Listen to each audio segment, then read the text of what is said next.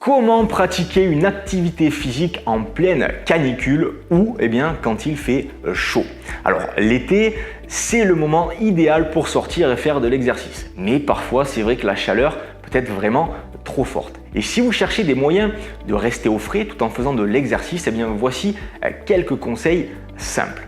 Une première façon de combattre la chaleur est de faire de l'exercice tôt le matin ou tard le soir lorsqu'il fait un petit peu plus frais. Et si ce n'est pas possible, essayez de vous entraîner par exemple à l'intérieur dans un espace climatisé. Et si vous souhaitez faire vos exercices à l'extérieur, trouvez bien évidemment de préférence un endroit ombragé. Alors ce sont des réponses un petit peu bateau, mais forcément ça fonctionne. Ensuite, une autre façon de rester au frais est de s'habiller en fonction du temps. En fait, portez des vêtements déjà clairs et respirant un maximum qui vont vous aider à évacuer la transpiration.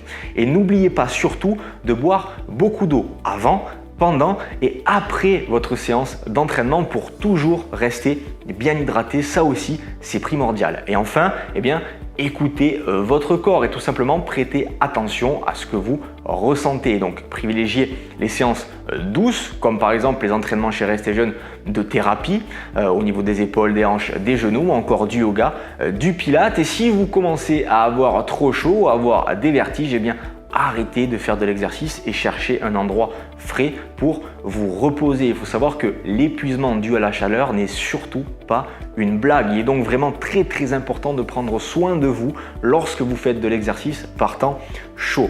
Et avec un petit peu de planification et de préparation, vous pouvez faire de l'exercice en toute sécurité, même pendant les jours beaucoup plus chauds de l'été ou durant toute l'année lorsqu'il fait très chaud. Et n'oubliez pas, il est important de rester en mouvement toujours, même malgré la chaleur, notamment pour prévenir et soulager toutes les douleurs articulaires, évidemment, entre autres, car il y a de nombreux autres bénéfices à rester toujours en mouvement.